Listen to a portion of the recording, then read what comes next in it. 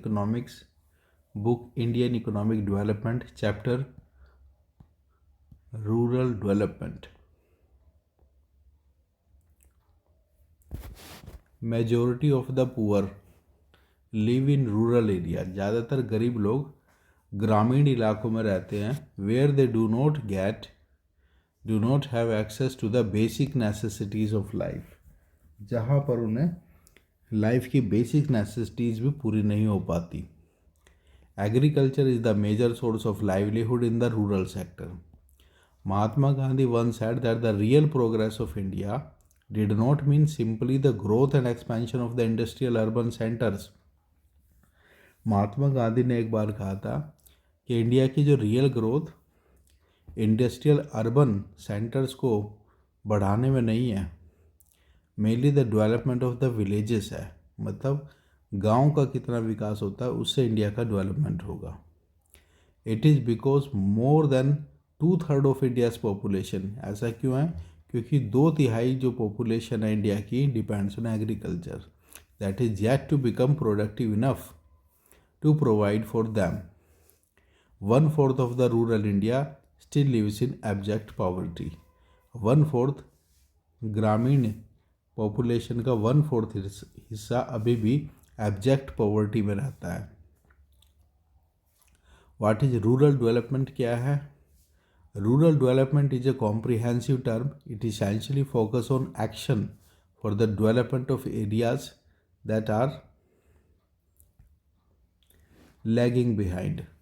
तो जो एरिया अभी डेवलप नहीं हुए हैं उनको डेवलप करना रूरल डेवलपमेंट कहलाता है in the overall development of A village economy. Development of human resources include literacy, more specifically female literacy, education and skill development, health, addressing both sanitation and public health, land reforms, infrastructure development like electricity, irrigation, credit, and marketing transport facilities. Special measures for alleviation of poverty and bringing about significant improvements in the living conditions of the weaker section.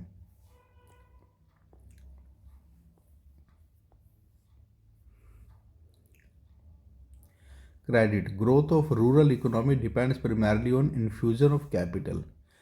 Rural economy के development तभी हो सकता है जब हम उसमें capital को infuse करेंगे from time to time to realise higher productivity in agriculture non agriculture sector. और हायर प्रोडक्टिविटी के लिए उसमें इन्वेस्टमेंट करना पड़ेगा एग्रीकल्चर में। At the time of independence money lenders and traders exploited small and marginal farmers and landless laborers by lending to them on high interest rates and by manipulating the accounts to keep them in debt trap. A major change occurred after 1969 when India adopted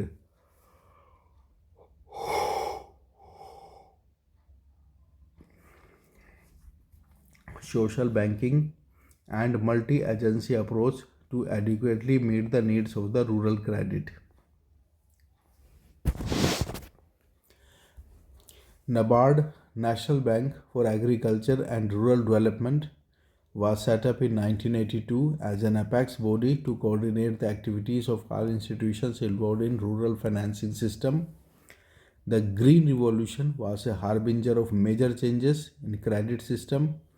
Green Revolution से एक बड़ा change आया था credit system में।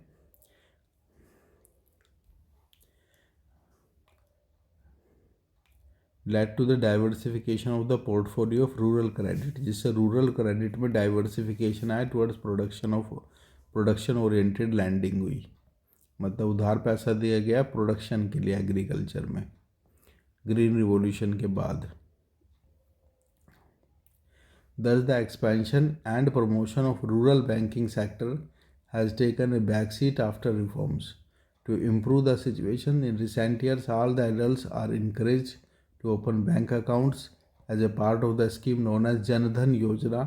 Those bank account holders can get 1 to 2 lakh accidental insurance भी मिला उनको। There is no need to keep minimum bank balance उसमें मिनिमम अमाउंट रखने की जरूरत नहीं थी जनधन में।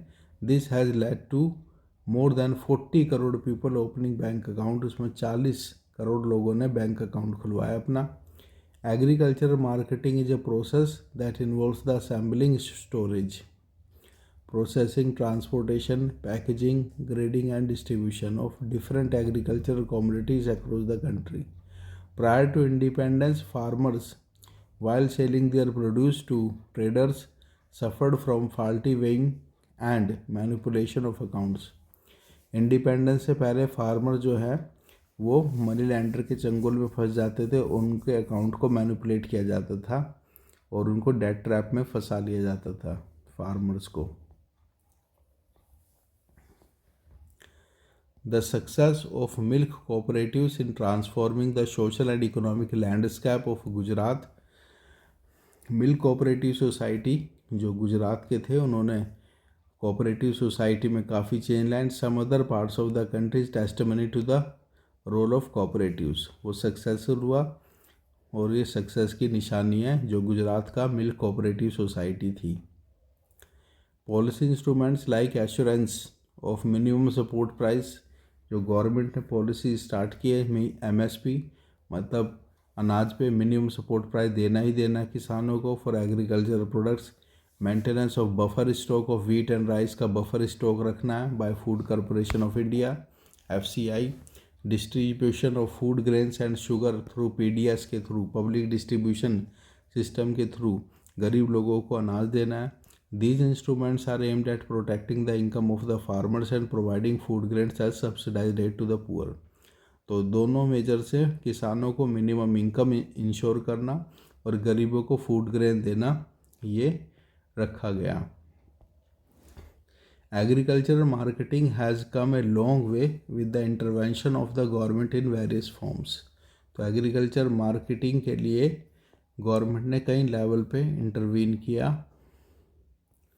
Diversification and productive activities. Diversification include two aspects. One relate to change in the cropping pattern and the other relate to a shift of workforce from agriculture to other allied activities, livestock, poultry, fisheries, etc. As agriculture is already overcrowded, major proportion of the increasing labor force needs to find alternate employment opportunities in non-farm sectors.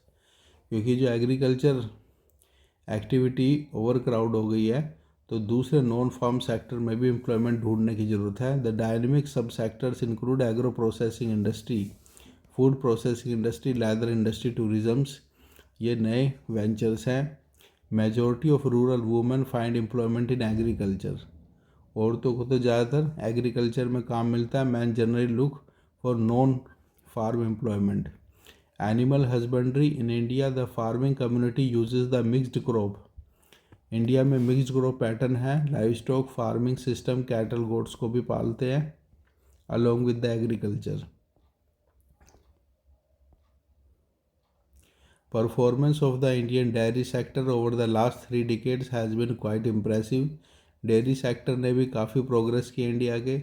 This can be attributed mainly to the successful implementation of operation flood, जो scheme थी वो success हुई है। It is a system whereby all farmers can pool their milk. सारे farmer अपना दूध मिला देते हैं अकॉर्डिंग टू डिफरेंट ग्रेडिंग और उसको एक साथ बेचते हैं शहरों में। फिशरीज़ में the fishing community regards the water body as mother और provider. The water bodies consisting of sea, ocean, rivers, lakes, natural aquatic ponds, streams, etc. are therefore an integral and life-giving source for the fishing community. Horticulture sector contributes nearly 1/3 of the value of agriculture output and 6% of the gross domestic product of India. Horticulture sector का 6% contribution है GDP में। India has emerged as a world leader in producing variety of fruits.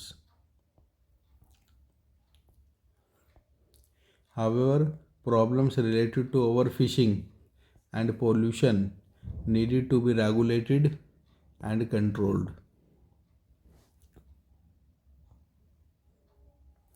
Conventional agriculture relies heavily on chemical fertiliser.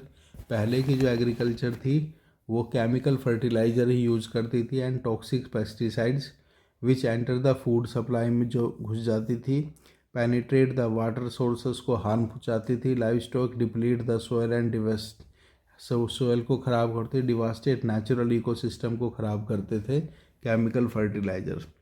Efforts in evolving technology which are eco friendly are essential. तो eco friendly technology को evolve किया जा रहा है, sustainable development and one such technology which is eco friendly is organic farming. तो ये technology है organic farming की। In short organic agriculture is a whole system of farming that restore. तो ऑर्गेनिक फार्मिंग है जो रिस्टोर करती है, maintain करती है, इन्हेंस करती है इकोलॉजिक बैलेंस को। There is an increasing demand for organically grown food. अब डिमांड बढ़ती जा रही है ऑर्गेनिक खेती की, grown food to enhance food safety throughout the world. Benefits क्या है ऑर्गेनिक फार्मिंग के? Organic agriculture offers a means to substitute costlier agriculture inputs को अब वो बदलने जा रही है। जो हाई वैल्यू के हाई यील्डिंग वैरायटी के सीड्स थे, केमिकल फर्टिलाइज़र पेस्टिसाइड की अब ज़रूरत नहीं है।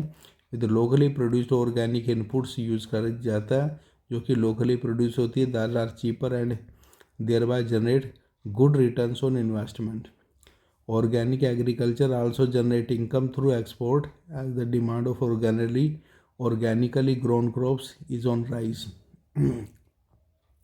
तो ऑर्गेनिक खेती का एक्सपोर्ट भी ज़्यादा है क्योंकि डिमांड ज़्यादा है। Have shown that organically grown food has more nutritional value than chemical farming, thus providing us with healthy foods। Organic produce may also have more blemish and a shorter shelf life than sprayed produce. Moreover, choice in production of off-season crops is quite limited in organic farming. Organic farming helps in sustainable development of agriculture, and India has a clear advantage in producing organic products for both domestic and international markets. There is a greater need today to make rural areas more vibrant through diversification into dairying, poultry, fisheries, vegetables and fruits, and linking up the rural production centers with the urban and foreign markets to realize higher returns on the investment for the products. There is a need to invent or procure alternate sets of eco-friendly technology that lead to sustainable development in different circumstances. Chapter complete.